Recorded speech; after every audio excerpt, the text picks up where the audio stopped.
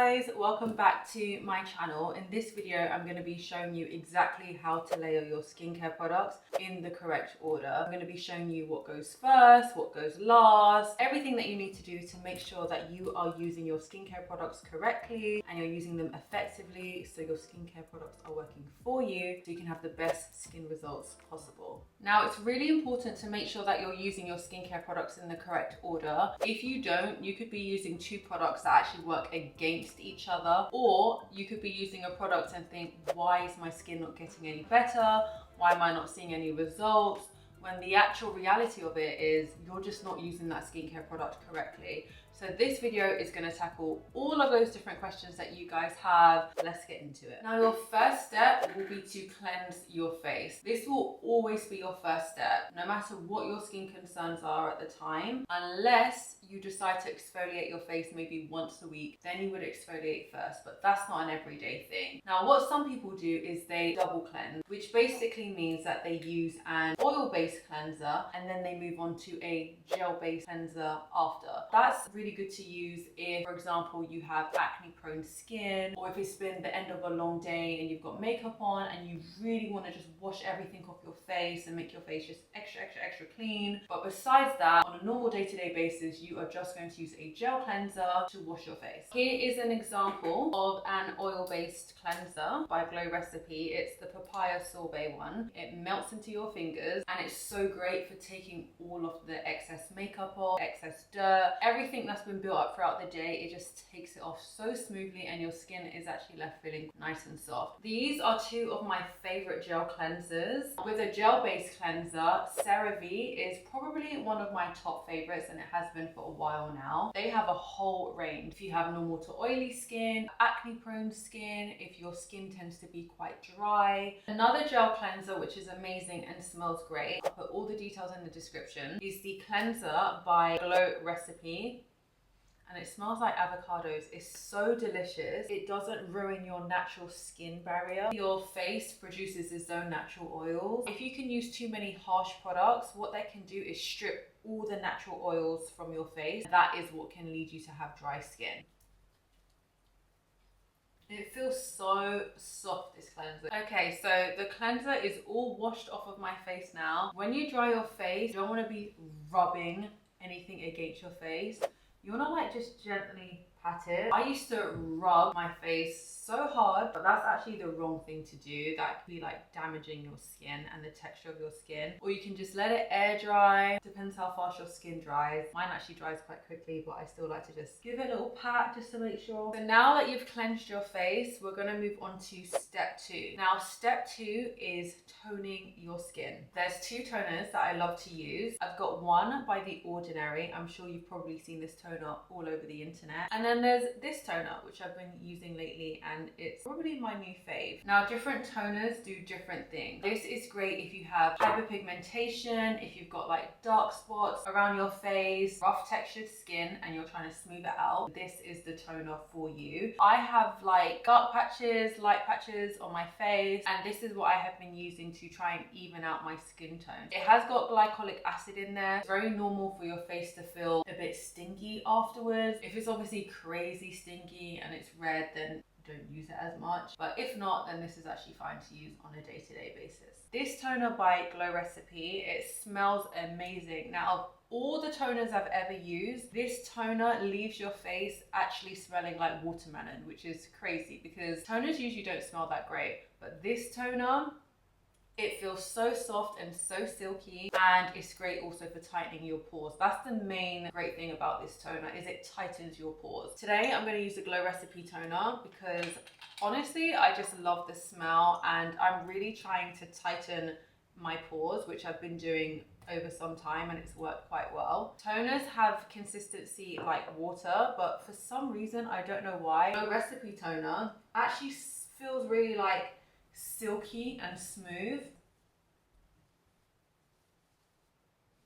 I like to bring the toner down onto my neck as well. A lot of my skin products, I always bring it down to my neck. And the reason for that is we don't want our neck aging before our face. Once you've finished toning your face, you're going to want to leave it a couple of minutes before you move into the next step. I've left my toner to air dry, so we are ready to move into step 3. Step 3 are your serums. There are so many different serums to use depending on your skin type, skin concern. Today, we're gonna go over 2 serums. This serum by The Ordinary, the amino acid serum, is amazing if you have dry skin. I went through a period, I don't know what happened to my skin, if it was hormones or what, but my skin was so dry. It wasn't producing any of its own natural oils anymore, and it was just dry as like the desert. It was so bad. So I invested in this by The Ordinary, and I used it every single day, and honestly, it just helped bring my skin back to being dewy and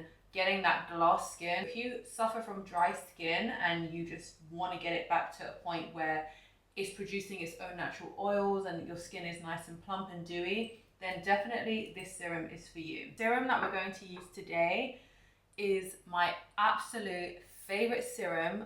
I religiously use this every single morning without fail.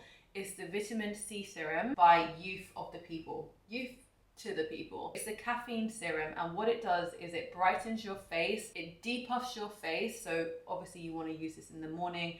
It's basically like having a cup of coffee, but for your skin. You're going to use about 2 to 4 pumps. I usually use about 2. And then you're going to rub it into your skin, and then you're going to also bring it down to your neck.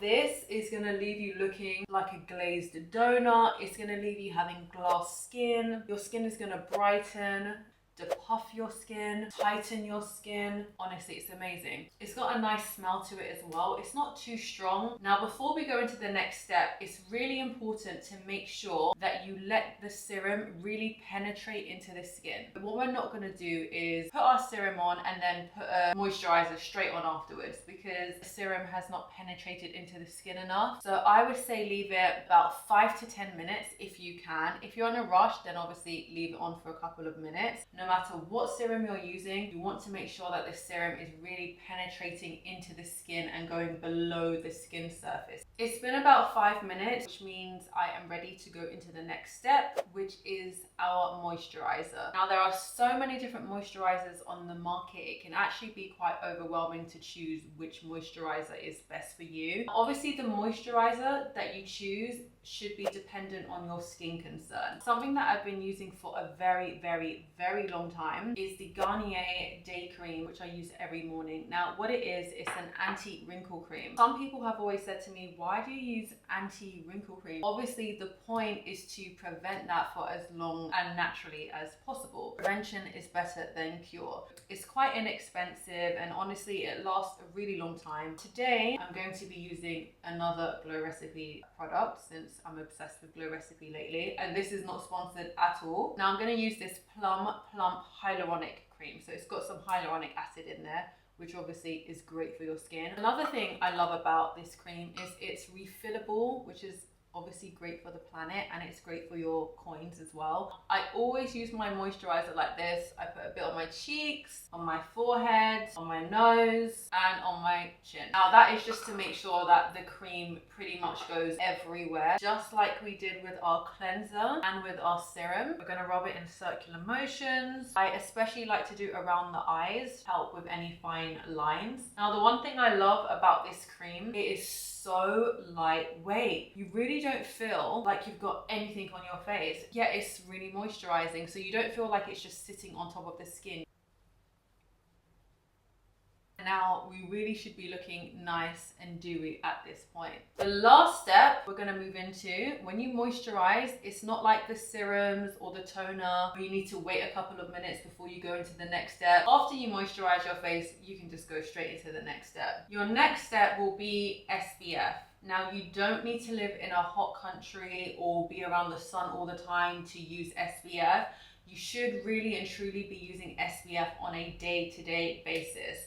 You want to protect your skin from the sun as much as possible. The only SPF I use on my face is the La Roche-Posay 50 SPF. 2 reasons. The first reason is it's 50 SPF. Second reason is there is zero white cast. Now, if you are a melanin girl like me, you know how hard it is to find an SPF that doesn't leave that white cast on your face, or it's hard to rub it in, or it feels dry, it's not moisturizing.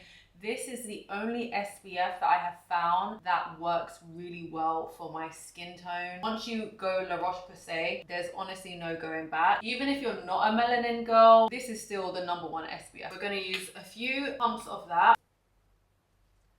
I do the back of my neck as well. This SPF is so moisturizing. Usually SPF for me, when I've tried other brands, have been quite dry. It doesn't feel like I've got all these products sitting on my skin. It feels really lightweight. Now that we've put our SPF on, we have just one last step to go. This is a very, very quick and simple step. Something that I pretty much do every single morning without fail is I put on a lip mask. Now, some people use Vaseline. I just like to use a lip mask. Lip masks are usually meant to be worn in the night before you go to bed. I like to use it in the day because who doesn't want nice moisturized lips all day long? The two lip masks that I pretty much always use is this one. I don't know how to pronounce it. I think it's Laneige or Laneige. I don't know. It is quite expensive for a lip mask, but the one thing I will say, it lasts so long. It seems like I'm only halfway through, but today I'm going to be using my Fenty Intensive Lip Mask. It's a lot thicker than the Laneige one.